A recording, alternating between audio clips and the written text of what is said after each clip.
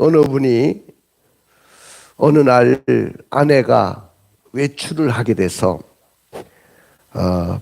배가 출출하고 배가 고파가지고 혼자 라면을 끓여서 먹게 됩니다.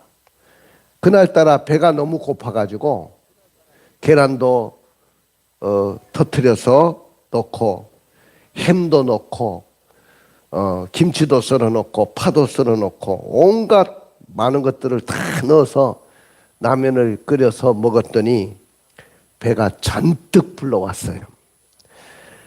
맛도 좋고 포만감도 생기고 너무 만족스러웠습니다. 세상에 부러울 것이 없었습니다.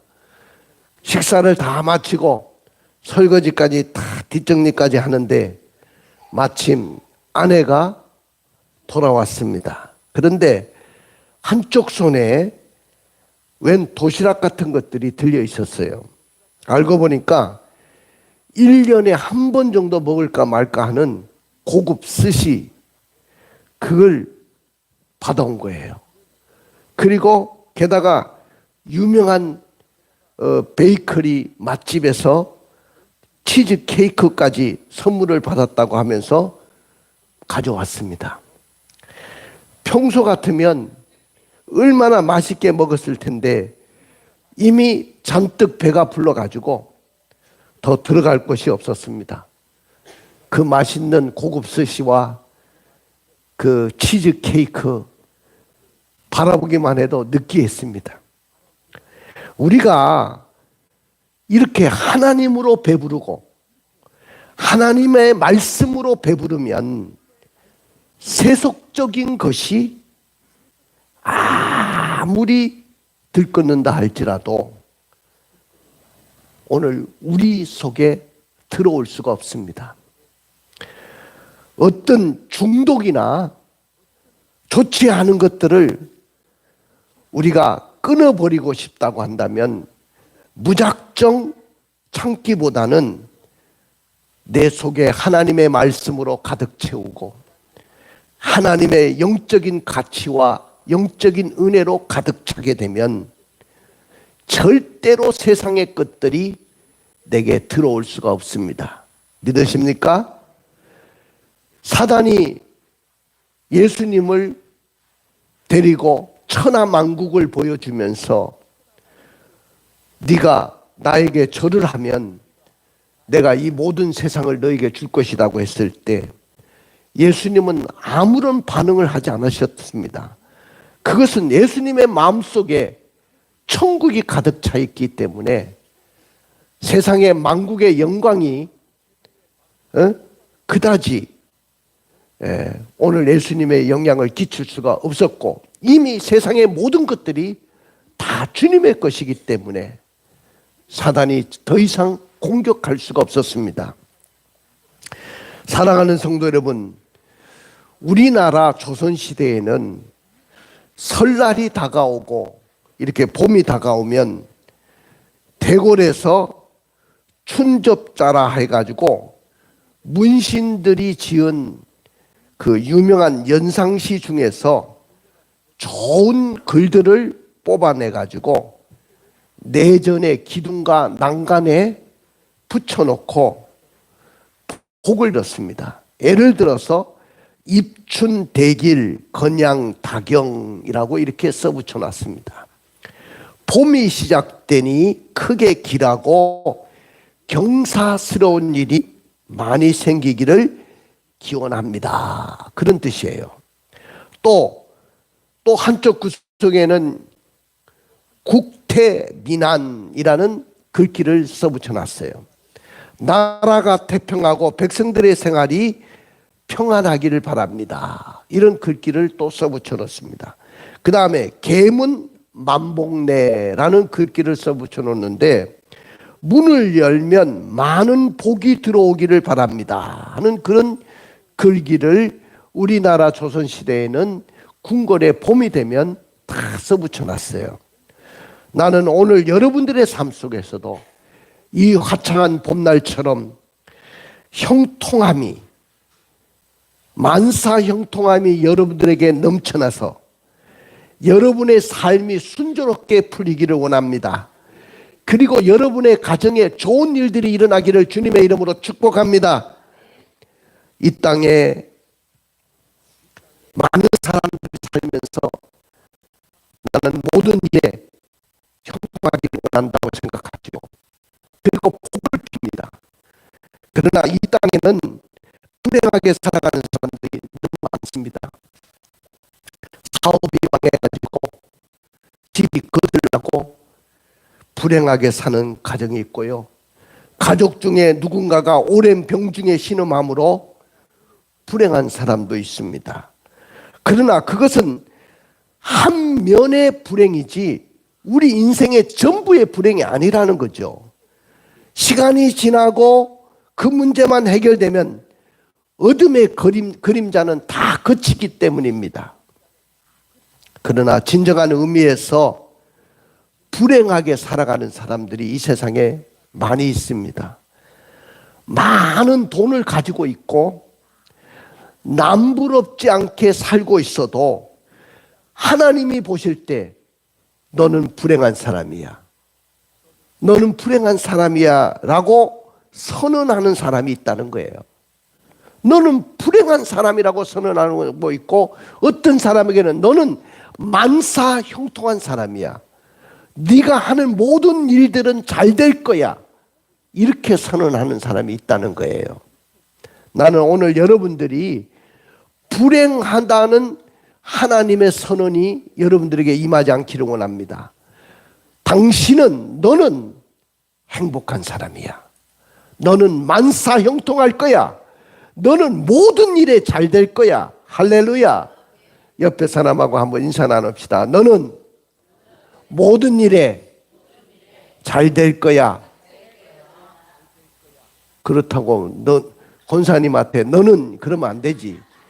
권사님은 잘 될 거야 그래야지. 그죠? 예. 근데 미국 사람들은요 다 반말이더라고. 너거든 너. 아버지한테도 그러거든. 너 그러게. 이놈이 우리 한국 같으면 이거 버릇없는 놈인데 미국 사람도 영어가 다 그렇잖아요. 너라고 그러잖아. 사랑하는 성도 여러분, 세상에서 만사 형통하기를 원치 않는 사람이 있을까요? 아마도 아무도 없을 것입니다. 만사 형통. 그러면 어떤 사람은 그 목사님이 너무 기복적이야. 여러분들, 내가 기복적입니까? 여러분들에게 만사 형통하자고 이야기하는 것이 기복적입니까? 성경에 보면 형통이라는 낱말이요 75회나 나와요. 오늘 본문에 보니까 3절에는 모든 일이 다 형통하리로다. 우리 이노에게도 형통할지어다. 우리 민혁이에게도 형통할지어다. 왜 이노하고 민혁이를 내가 지목해서 이야기했냐? 쟤들은 반응이 없어요. 목사님의 설교가 은혜 되는지 은혜가 안 되는지 반응이 없어서 내가 집어서 이야기한 거야. 우리 백인호에게 하나님의 형통함이 넘치기를 주님의 이름으로 축복합니다. 우리 조민혁에게 하나님의 축복이 군생활 동안 넘쳐나기를 원합니다. 민혁아 아멘 했냐? 예 해야지. 군대 그거로. 자, 그렇습니다. 그만큼 하나님은 우리가 형통하기를 원하셔요. 그래서 천국은 만사 형통의 세계예요. 천국만큼 만사 형통한 세계가 없어요. 그래서 하나님의 뜻대로 이루어지고 우리의 생각만 해도 이루어지는 것이 천국이에요. 우리는 앞으로 그 천국에 갈 거예요. 그러나 이 땅에서도 천국을 누리자 그 말이에요. 이 땅에서도 복을 누리자는 그 말이죠. 할렐루야. 그래서 우리는 주기도문에서 뜻이 하늘에서 이루어진 것 같이 땅에서도 이루어지기를 기도하고 있잖아요. 믿으십니까? 이 땅에서도 그 천국의 만사형통함을 다 다 누리시기를 주님의 이름으로 축원을 드립니다. 그렇다면 정말로 행복한 사람은 누구일까요?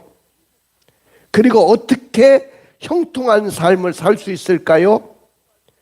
이 시대를 살아가는 우리가 가져야 될 정체성은 과연 뭐라고 생각합니까? 오늘 저의 설교 제목은 한번 따라해 봅시다. 만사 형통한 삶이 되라.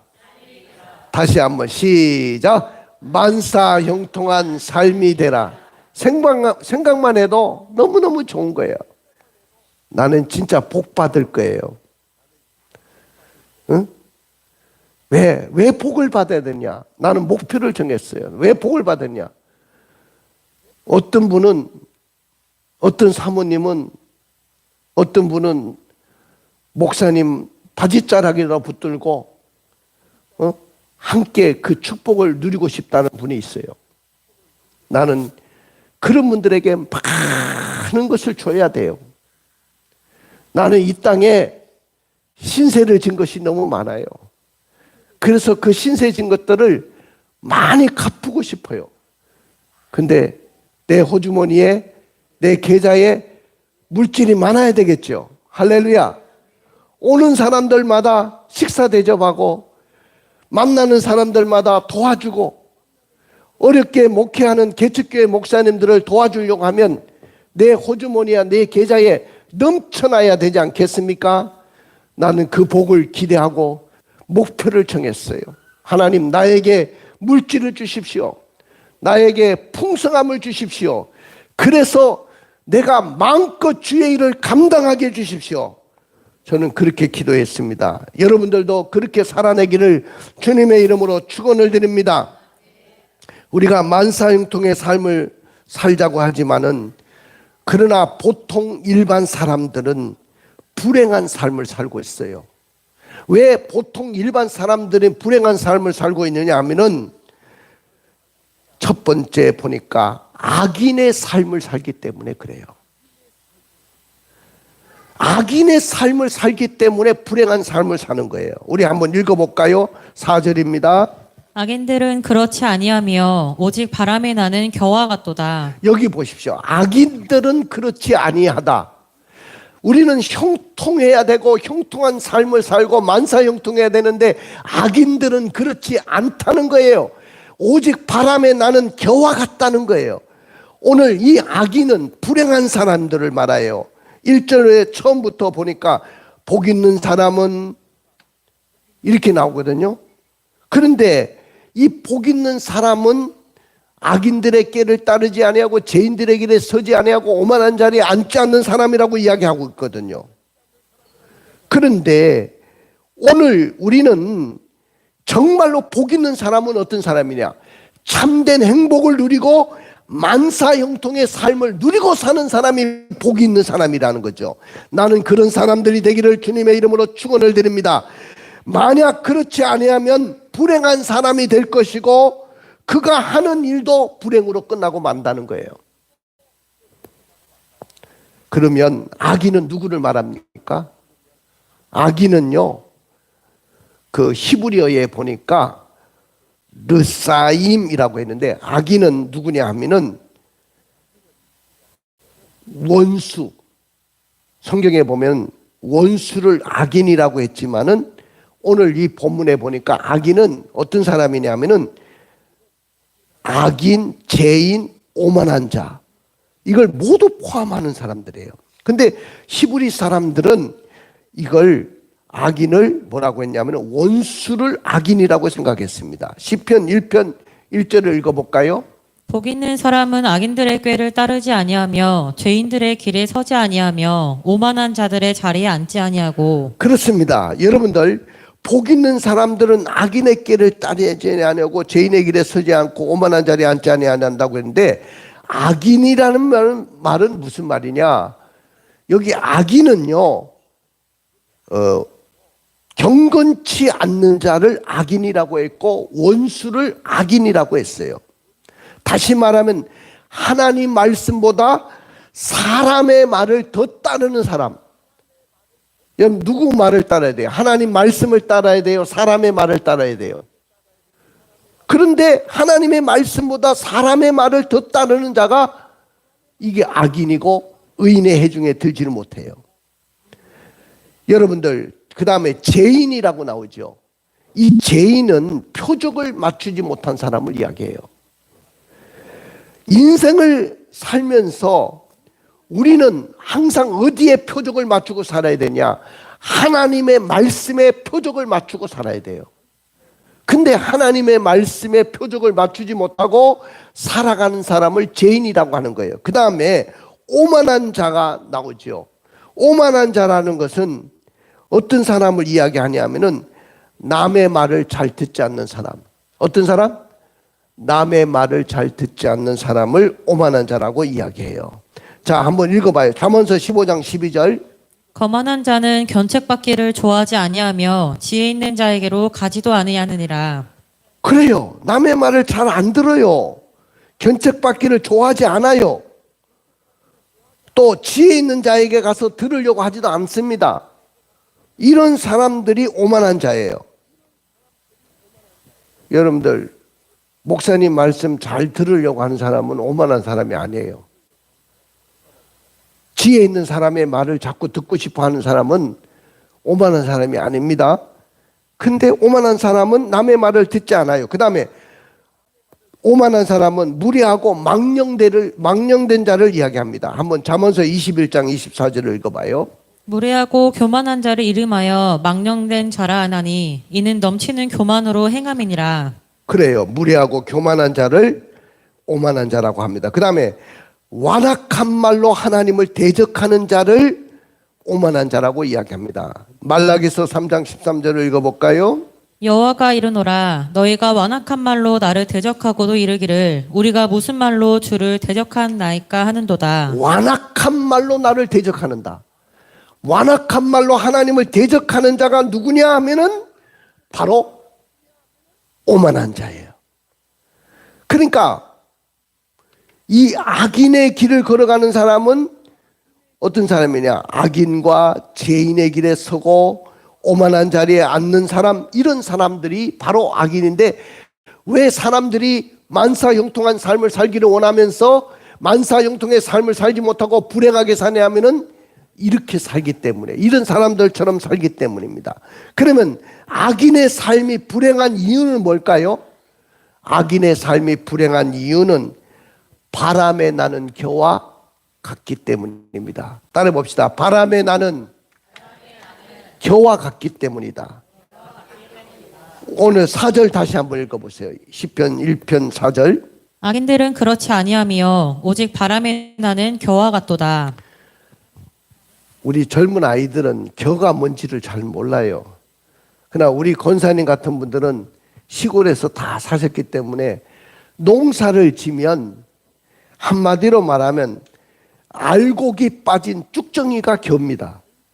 그러니까 알곡은 이렇게 들어오는데 쭉정이는 다 바람이 불면 날아가요. 다시 말하면 안에 있는 것이 텅 비어 있는 것을 말합니다. 이 겨와 같은 인생은 타인에게 실망을 줍니다. 기대를 했는데 실망을 주잖아요. 농부에게. 또 하나는 그 자신이 만족할 수가 없어요. 항상 겨와 같은 인생이기 때문에 만족할 수가 없어요. 여러분들 마음속에 하나님이 없고 믿음이 없는 사람은 바람에 나는 겨와 같습니다. 믿습니까? 나는 여러분들이 바람에 날리는 겨와 같은 인생이 되지 않기를 원합니다. 여러분들 세상에서 만족을 찾으려고 아침 새벽부터 일어나서 밤늦게까지 뜁니다. 부지런히 뛰는데 사업도 성공하고 돈도 많이 모았지만은 하나님 보실 때는 껍데기와 같은 인생들이 얼마나 많은지 몰라요. 그래서 하나님께서 그들에게 안겨주는 것은 행복이 아니고 슬픔만 안겨주고 스스로 불행한 삶을 살 수밖에 없는 것이죠. 그 다음에 악인이 불행한 이유 두 번째는 심판의 고통이 있기 때문에 그래요.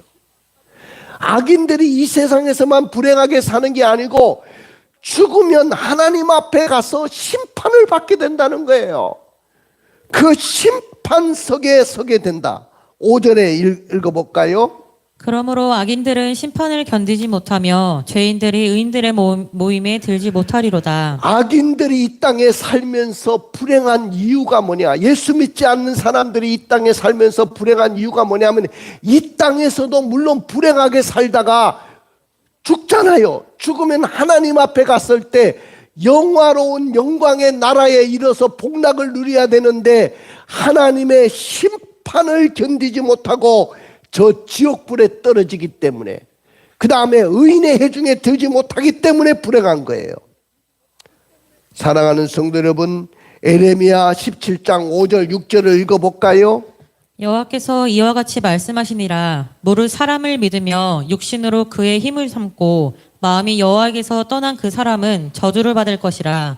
그는 사막의 떨기나무 같아서 좋은 일에 오는 것을 보지 못하고 광야 간조한 곳 건건한 땅 사람이 살지 않는 땅에 살리라. 여러분들 보십시오. 불행한 사람의 삶은 어떤 사람이냐면은 무릇 사람을 믿고 육신으로 자기의 힘을 믿고 살고 마음이 하나님에게서 떠나 있고, 이런 사람의 삶은 저주의 인생이라 말이죠. 그리고 이 사람들은 사막의 떨기나무와 같다는 거예요. 여러분, 사막의 떨기나무를 보셨습니까? 저는 저 광야에 나가봤어요. 광야에 차를 타고 나가보니까 사막에는 떨기나무밖에 살지 않아요. 외로이 곳곳에 이렇게 서 있는데 사막의 떨기나무와 같다는 거예요. 좋은 일이 오는 것을 보지 못하고 이 사람들은 강약 간조한 거 건건한 땅 사람이 살지 않는 땅에 사는 것이 사막의 그 떨기나무예요. 떨기나무 같은 인생으로 살다가 끝나고 만다는 거예요. 나는 이런 인생을 여러분들이 살지 않기를 원합니다. 그래서 결국 악인의 결과는 어떻게 된다고 이야기했습니까? 6절에 보면은 망하게 된다고 했습니다. 읽어보십시오. 무릇 의인들의 길은 여호와께서 인정하시나 악인들의 길은 망하리로다. 악인들의 길은 결국 망하게 된다는 거예요. 이 망한다는 것은 하나님 앞에 가서 책망을 받고 상보를 받을 때 망하는 것도 있지만은 이 땅에 살면서 내가 가지고 있는 것들을 모두 잃어버리는 것. 나의 재산도 잃어버리고 나의 집도 잃어버리고 나의 차도 잃어버리고 나의 모든 가진 것을 다 잃어버리는 것.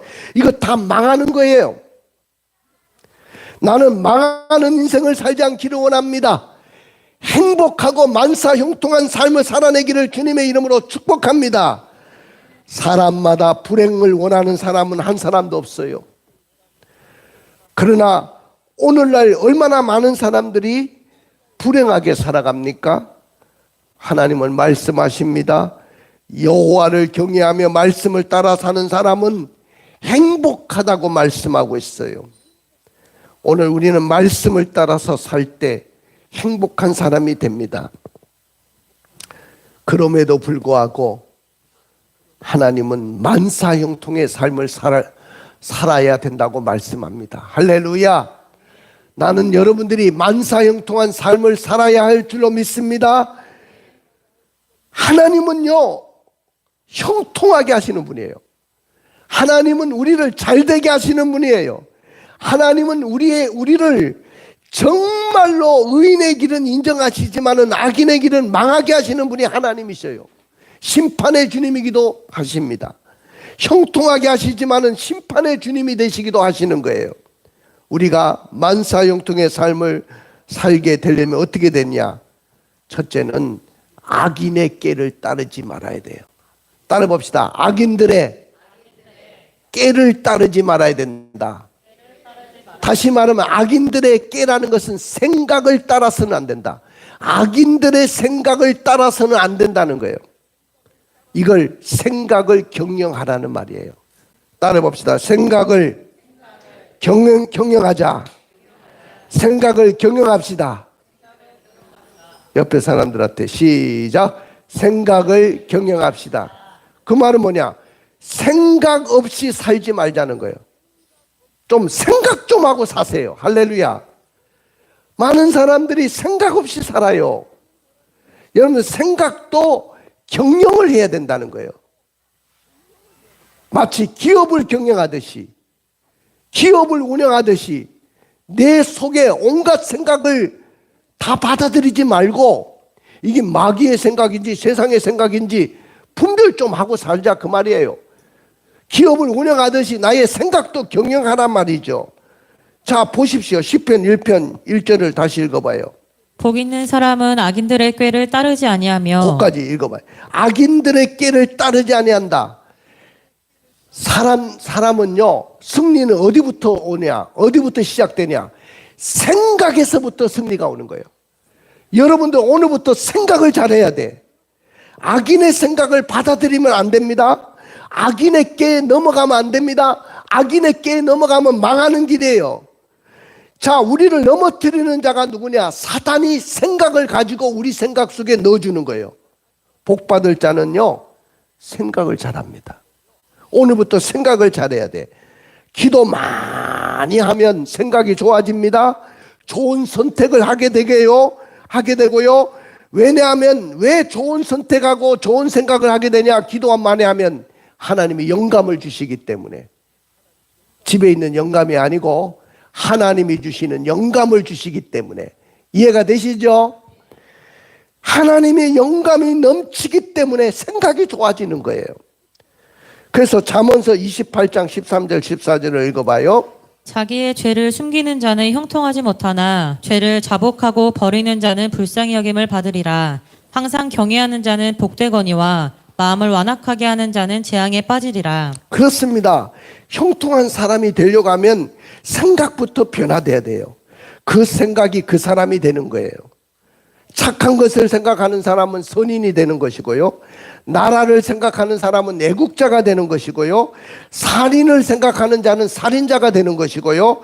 주님이 위대하다는 것은 사탄이 주는 생각을 물리치는 것이고, 아담과 하와가 어리석다는 것은 사탄이 주는 생각을 받아들였다는 것이죠. 그래서 가룟 유다는 사탄이 주는 생각을 받아들여 가지고 예수님을 팔 생각을 가지게 됐다는 거죠. 한번 봐요. 요한복음 13장 2절. 마귀가 벌써 시몬의 아들 가룟 유다의 마음에 예수를 팔려는 생각을 넣었더라. 벌써 마귀는요, 가룟 유다의 마음에 예수를 팔려는 생각을 넣어주니까 생각을 지키지 못했음으로 인해 가지고 예수님을 팔아넘기잖아요. 그 다음에 에베소서 3장 20절을 읽어볼까요? 우리 가운데서 역사하시는 능력대로 우리가 구하거나 생각하는 모든 것에 더 넘치도록 능히 하시리에게. 보십시오. 우리 가운데 역사하는 능력대로 우리가 구하거나 생각하는 모든 것에, 내가 생각하는 모든 것에 더 넘치도록 우리에게 능히 하시리라고. 우리 생각을 잘해야 돼요. 자, 우리 교회가 큰 교회가 된다. 우리 교회는 이 만수동에서 역사를 이루고 수도권을 흔들 만한 교회가 된다. 할렐루야. 저는 분명히 이 교회가 성장할 것을 보았어요. 지금은 시련이 있고 어려움이 있을지 몰라도 여러분들, 하나님이 이 교회를 통해서 분명히 역사할 거예요. 만약에 목사님이 떠나가고 난 이후에라도 그 역사는 분명히 일어날 거라고 저는 봅니다. 믿으십니까? 제가 본 그 환상이, 제가 이 교회를 시작할 때 보여준 그 하나님의 환상이 잘못된 것이 아니라고 한다면 우리 교회는 반드시 지금 시련이 있을지라도 부흥을 이룰 것입니다. 믿으십니까? 오늘부터 꿈을 크게 가지고 생각을 크게 가지면 역사가 분명히 일어날 줄로 믿습니다. 그 다음에 죄인의 길에 서지 않아야 돼요.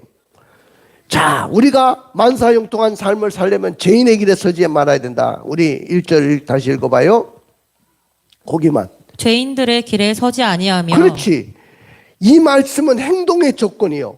생각이 발전하면 행동을 낳는 것입니다. 여러분들, 내가 생각하면 행동하는 것은 1초도 안 걸려요. 1초도 걸리지 않습니다. 인간은 생각의 결정체입니다. 한번 따라해 봅시다. 생각은 말을 낳고, 말은 행동을 낳고, 행동은 습관을 낳고, 습관은 인격을 낳는다.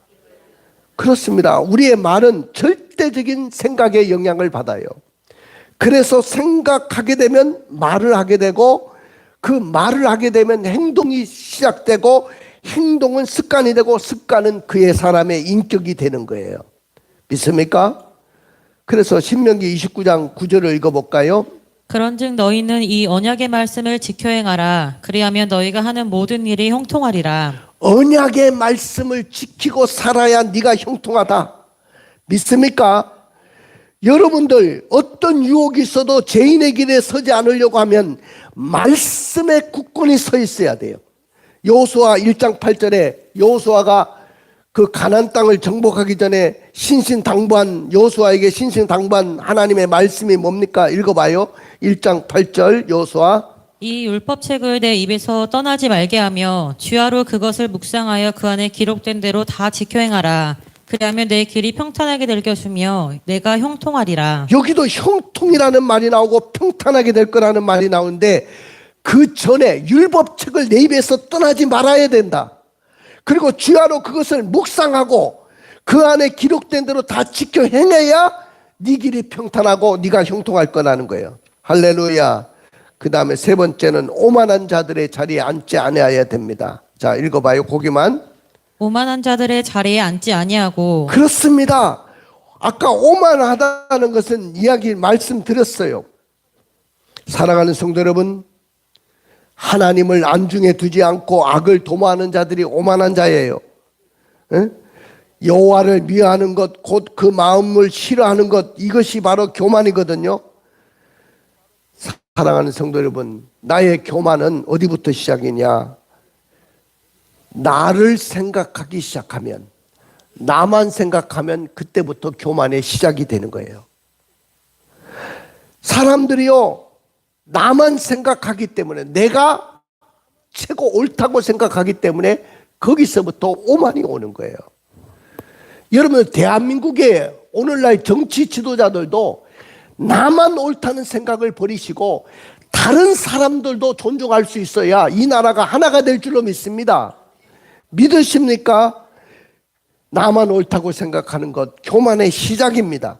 자, 잠언서 16장 18절 19절을 읽어봐요.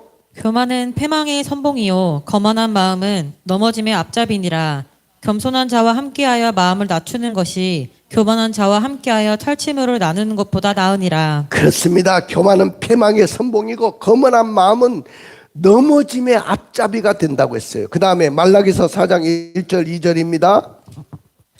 만군의 여호와가 이르노라. 보라, 용광로 불같은 날이 이르리니 교만한 자와 악을 행하는 자는 다 지푸라기 같을 것이라. 그 이르는 날에 그들을 잘라 그 뿌리와 가지를 남기지 아니할 것이로되 내 이름을 경외하는 너희에게는 공의로운 해가 떠올라서 치료하는 광선을 비추리니 너희가 나가서 외양간에서 나온 송아지같이 뛰리라.